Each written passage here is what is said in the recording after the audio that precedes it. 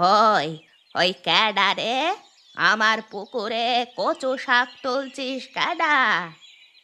ঠাকুমা, আমি তুলছি গো। কে? আমিটা কে? পাশের পাড়ায় বাড়ি।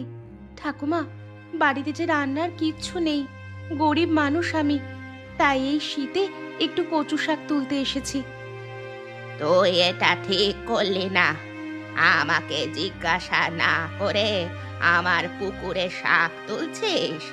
না বলে কারোর জিনিস নেওয়াকে চুরি করা বলে। সামান্য কচু শাক তুলছি বলে আমি চোর হয়ে গেলাম ঠাকুমা? আরে বউ, এটা সামান্য নয়। বাজারে এই কচু শাক অনেক টাকায় বিক্রি হয়। বাজারে টাকা দিয়ে কিনতে পারবো না বলেই তো পুকুরের শাকটা তুলতে এসেছি। আমি রোজ এই কচু শাকগুলো বাজারে নিয়ে গিয়ে বিক্রি করি। শীতের সময় বিক্রি করে কিছু টাকা পাই। বুঝতে পেরেছি ঠাকুমা, আমি তো কচু শাকের টাকা দিতে পারবো না, তোমার পুকুর থেকে কচু শাক তুলেছিলাম, এই নাও।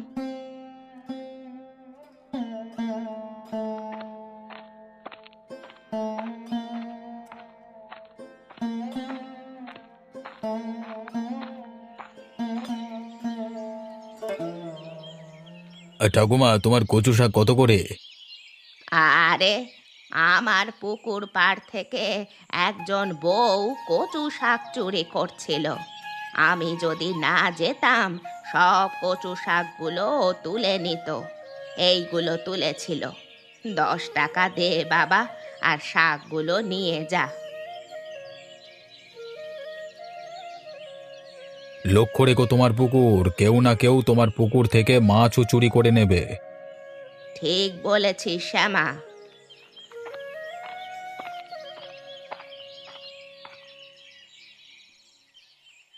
আজকে তুমি যে বলেছিলে কচু শাকের তরকারি করবে, কই তোমার কচু শাক? অন্যের পুকুরে তুলেছিলাম সকালে, ঠাকুমা বারণ করলো, তাই তার কচু শাক দিয়ে চলে এলাম। ঠিক আছে, চিন্তা করো না। ঠিক একদিন দেখবে আমি তোমার জন্য কচু শাক কিনে নিয়ে আসবো। আমি নিজের কথা ভাবি না গো, তোমার আর বাচ্চাটার কথাই ভাবি। এত অভাব, তাই আর ভালো লাগে না। একটু সুস্থ হলে কাজে ঢুকে যাব। শুধু তুমি বাচ্চাটাকে একটু দেখে রেখো, হ্যাঁ? মেয়েটা আমাদের স্বপ্ন। আজ তোমাকে ডাক্তারের কাছে নিয়ে যাব,